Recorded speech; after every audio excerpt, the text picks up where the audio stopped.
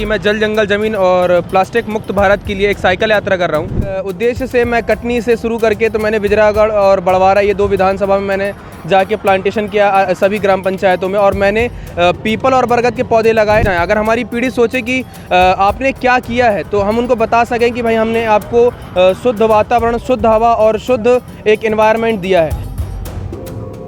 तो मैं चाहता हूं कि गांव को गांव रहने दें, गांव को शहर न बनने दें, क्योंकि कोरोना काल में हमने देखा है कि लोग शहर से पलायन करके गांव जा रहे थे। सड़क दुर्घटना के कारण बेबस मर जाते हैं, उनको ये रेडियम बेल्ट पहनाकर उनकी जान बचाई जा सके। नमस्कार, मैं हूं विकास वर्मन। आप देख रहे हैं IVS24 महाकौशल।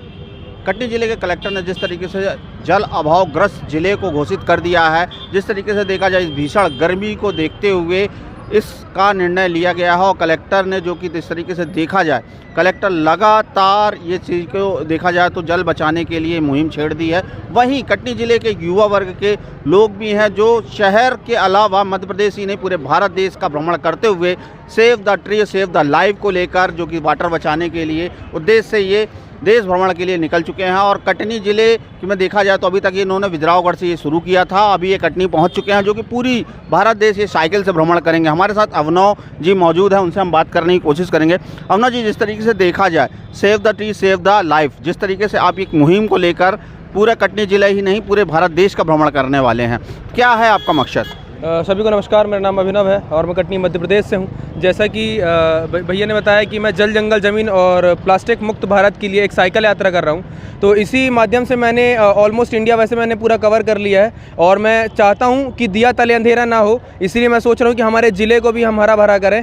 और इसी उद्देश्य से मैं कटनी से शुरू करके तो मैंने बिजरागढ़ और बड़वारा ये 2 विधानसभा में मैंने जाके प्लांटेशन किया सभी ग्राम पंचायतों में, और मैंने पीपल और बरगद के पौधे लगाए ताकि हमारे आसपास का जो वातावरण है वो शुद्ध रह सके, क्योंकि हम आने वाली पीढ़ी को कम से कम कुछ दे के जाएं। अगर हमारी पीढ़ी सोचे कि आपने क्या किया है तो हम उनको बता सकें कि भाई हमने आपको शुद्ध वातावरण, शुद्ध हवा और शुद्ध एक एनवायरनमेंट दिया है। क्योंकि आने वाले समय में अगर हम आज अपने प्रकृति को नहीं बचाते हैं, जैसे कि कटनी में कभी पानी की कमी नहीं होती, लेकिन अब कलेक्टर साहब ने अगर घोषणा कर दी है कि पानी की कमी होने वाली है, तो सभी को एक तो जल बचाने की बहुत ज़्यादा आवश्यकता है। उसके बाद मैं आप सभी से हाथ जोड़कर यही विनम्र निवेदन करना चाहता हूँ कि आसपास जितना ज़्यादा से ज़्यादा हो सकता है प्लांटेशन करें, पीपल और बरगद के पौधे लगाएं, ताकि हमारे आसपास का वातावरण वो है शुद्ध रह सके। और ये एक रिपोर्ट में बताया भी गया था कि जहाँ पर पीपल का और बरगद का पौधा होता है वहाँ के क्राइम रेट भी बहुत कम होता है। तो आप लोग पॉजिटिविटी के साथ रहें और अपने आसपास के वातावरण को हरा भरा करें। जिस तरीके से देखा जाए, कलेक्टर साहब ने तो बोला है कि जिस तरीके से जो जल की जो कमी हो रही है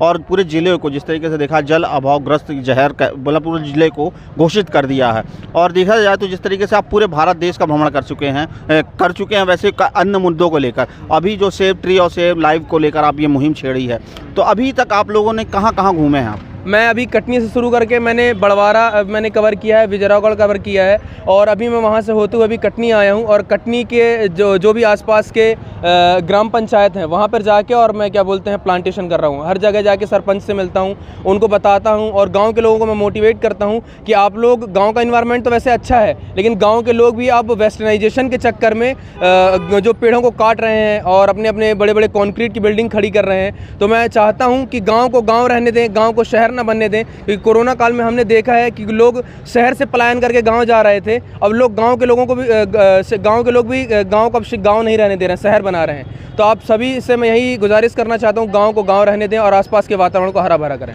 जिस तरीके से देखा जाए, अवनव तिवारी जी के साथ एक शख्स और हैं जो इस मुहिम में जुड़े हुए हैं, और ये देखा जाए तो ये पशु प्रेमी के साथ जो सड़क दुर्घटनाएं हो रही है उस पर रोकने के लिए भी एक मुहिम छेड़ी हुई है उन्होंने। हम उनसे बात करना चाहेंगे, पहले उनसे नाम जानेंगे। भाई साहब, क्या नाम है आपका? अभय पांडे नाम है मेरा। अच्छा, जिस तरीके से देखा जाए हमें ये सुनने में मिला है कि आप रेड रिबन जो जिस तरीके से जो होता है रेडियम का होता है, उसने जो सड़कों पे जो गायें घूमती हैं उस पर लगाते हैं, जिसका ये फंडिंग कहाँ से होता है आपके पास? ये तो हम अपने जो भी ऑनलाइन कमाई रहती है, सोशल मीडिया के थ्रू जो भी पैसा आता है उससे हम खरीद के, और लोग भी डोनेशन करते हैं, उसी से हम ये रेडियम बेल्ट लेते हैं, जिसका मुख्य उद्देश्य है कि जो गाय सड़क दुर्घटना के कारण बेबस मर जाते हैं, उनको ये रेडियम बेल्ट पहनाकर उनकी जान बचाई जा सके।